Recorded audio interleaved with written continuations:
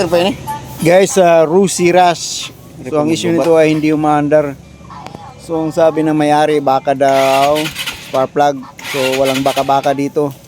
Buhaya, marami sa Pilipinas, mga kurakot na buhaya. So ayan, proceed tayo. Test natin start. Down ta.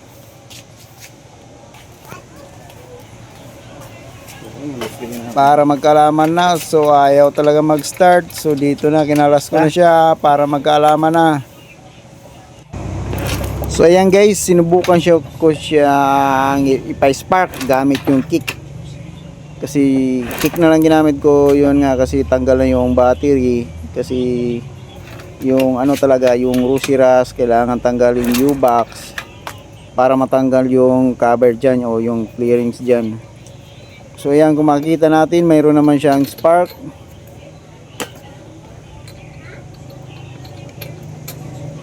Tapos tanggalin ko yung spark plug, subukan kong i-test.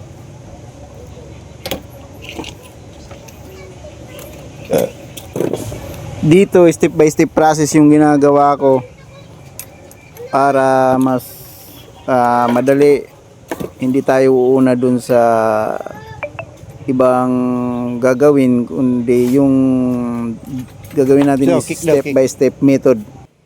Natanggal ko na yung spark plug, pero dito unahin ko muna yung fuel, kung nagbubuga ba siya. So ayan, nagbubuga naman siya. Iba kasi to pag i-start o i-kick yung makina, doon pa magbubuga yung fuel cap ng gas. So goods naman, nagbubuga naman. So confirm, okay siya dito. So balik ulit ako doon sa spark plug, iti-test ko siya. Tubay naman ngayon.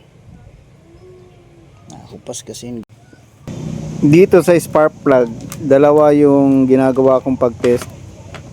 Multimeter at saka yung spark plug tester. So dito yung mga gawa ko yung ngayong test ay multimeter lang kasi nga brand out. Yung spark plug tester ko kasi kailangan yung 20 volts na supply. Tapos may adapter siya, 12 volts papunta sa device yung tester. So dito multimeter tester lang yung gamit ko. At least mayroon akong pagbabasihan. So dito na test, ang mga gawa ko lang ay yung resistance niya at saka yung in case kung hindi ba shorted.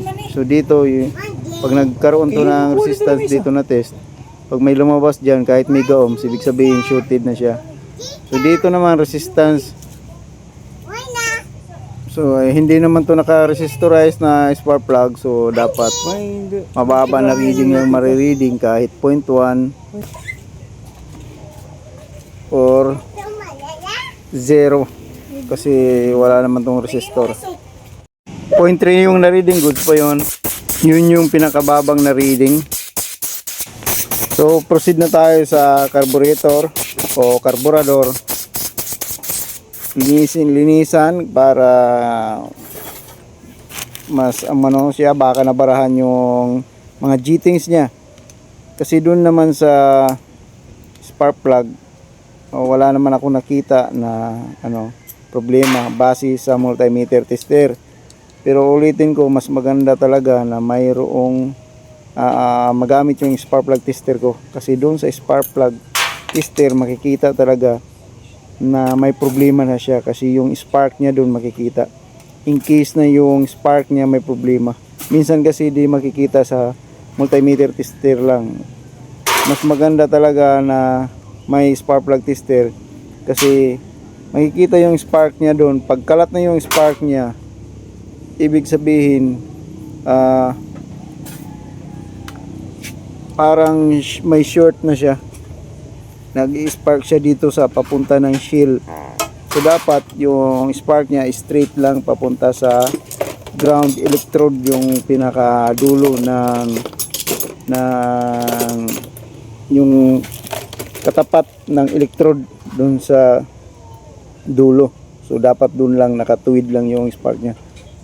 Pag kumalat yung spark niya papunta sa shield ng spark plug, so bad na yon.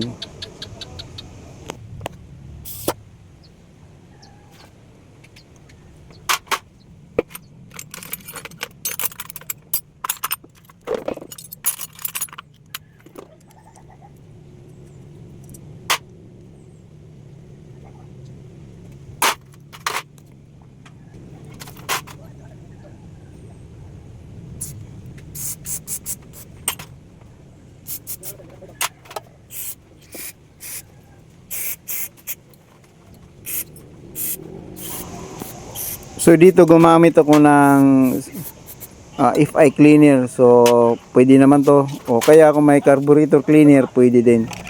So ayan, nililinisan ko siya ng maayos kasi yung nga nakita ko na may bara talaga yung jettings niya. Yung pilot jet niya may bara. Tapos yung iba pang mga butas-butas, so brado talaga.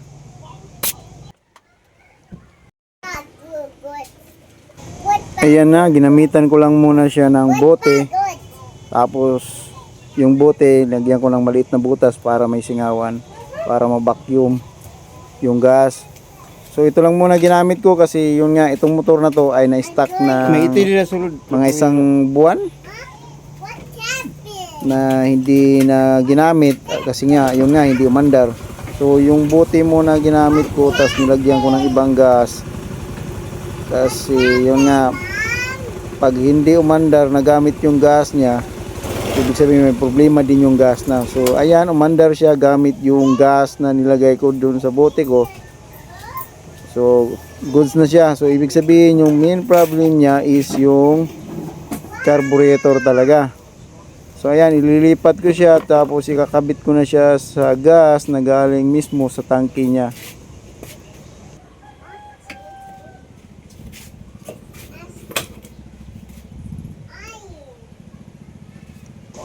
Ayan na, nakakabit na doon mismo sa galing sa tangke niya na yung supply na gagamitin. So ayan, yung gas ay galing na mismo sa tangke niya. So ayan, goods na siya, umandar na. So yung main problem talaga niya is carburetor. So ayan, step by step na process, malalaman natin kung anong problema ng motor. Kaya goods na to, brum brum, brot brot.